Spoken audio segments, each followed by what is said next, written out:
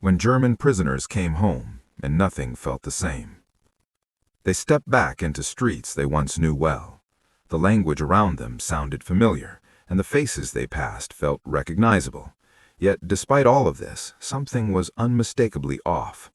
What happens when people return to a place that looks unchanged, but no longer feels like it belongs to them? What does home mean when it offers no feeling of arrival?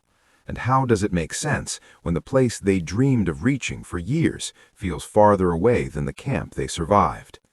On the surface, everything appeared stable. The roads followed the same routes, daily routines seemed intact, and life carried on in patterns that suggested continuity. But beneath this appearance, the men sensed a quiet absence, something essential that had not come back with them. Home still existed as a physical place, yet emotionally it failed to provide the sense of grounding they had imagined during captivity. Moving through familiar spaces now felt uncertain. These places no longer guided behavior or offered direction the way they once had. Before the war, home had provided structure, expectations, and a clear sense of belonging. Now it felt neutral, offering no cues about how to act or where they fit. The routines that once shaped daily life had faded, and without them, even well-known surroundings felt unfamiliar. It became clear that time had not paused during their absence. Lives had continued, responsibilities had shifted, and priorities had changed without waiting for their return. This reality surfaced subtly in conversation, through references to events and experiences the men had not shared. Listening felt easier than speaking, because speaking required catching up to a world that had moved forward on its own. There was an unspoken expectation from others, recognition, gratitude, relief. When these emotions did not appear naturally, a quiet distance emerged. The return was supposed to bring closure, a clean ending to a painful chapter. Instead, the men felt suspended between what they had survived and what they were expected to resume. Home demanded reintegration without acknowledging how deeply they had been changed. It assumed continuity where none existed.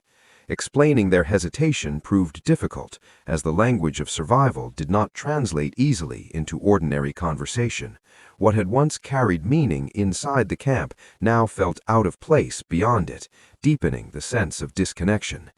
The lack of structure was especially unsettling. Captivity had imposed clear limits and expectations, while home offered openness without guidance. Inside the camp, identity had been simplified. At home, complexity returned all at once. They were expected to step back into roles they no longer knew how to occupy, creating pressure rather than comfort. Familiar places no longer triggered memory in the same way. Confinement had reshaped how memory functioned. The person they remembered being before the war felt distant, and the person they had become did not fit easily into the spaces waiting for them. Home stopped serving as a reference point, and instead became a reminder of a version of themselves that felt unreachable. This realization did not bring anger or rejection, but confusion, and confusion offered no clear response. The men moved cautiously, conserving energy as they had learned to do in captivity. They observed more than they participated.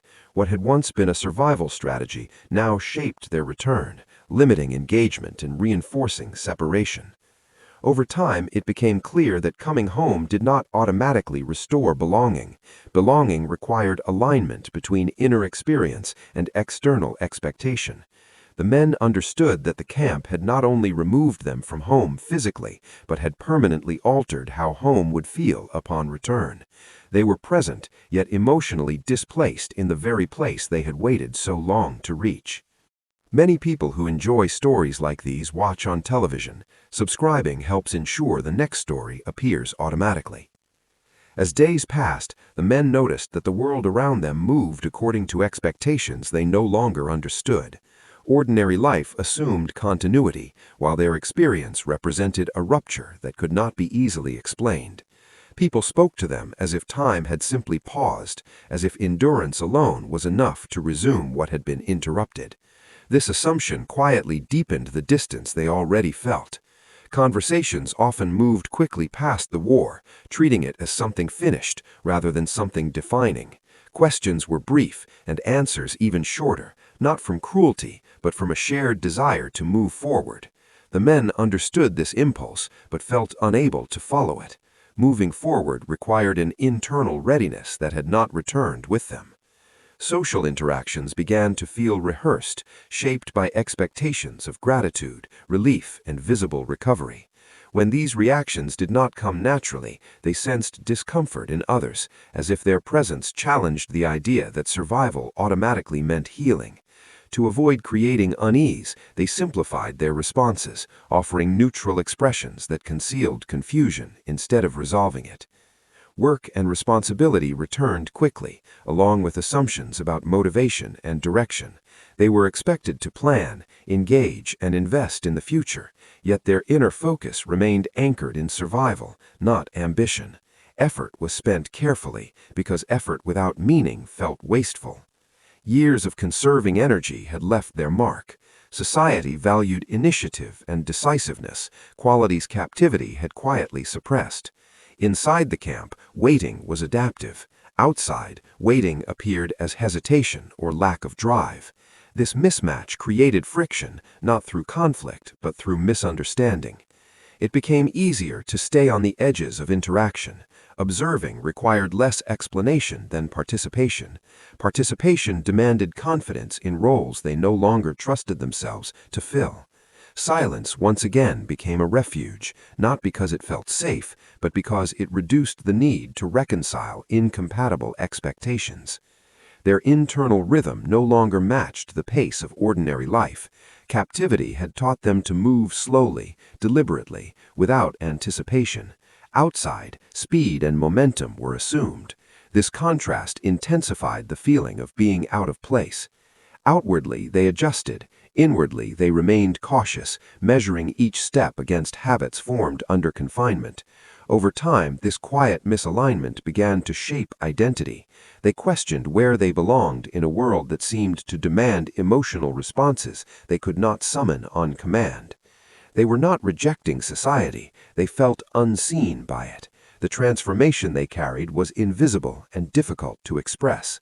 Eventually, it became clear that the challenge of return was not rejection or hostility, but expectation itself. The world expected normalcy, readiness, and forward motion. The men were still learning to exist beyond survival.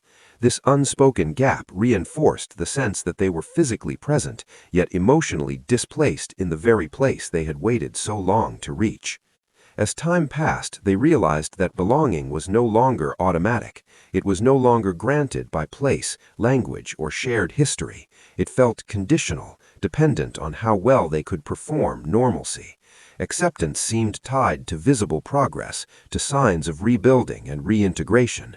When those signs did not appear clearly, others responded with distance rather than rejection. Belonging appeared available, but only if adaptation happened quickly enough. This realization intensified the internal struggle, creating pressure to become someone they no longer recognized. They felt torn between honoring what they had lived through and conforming to a version of themselves that others found easier to accept. This conflict remained quiet and internal, playing out without confrontation.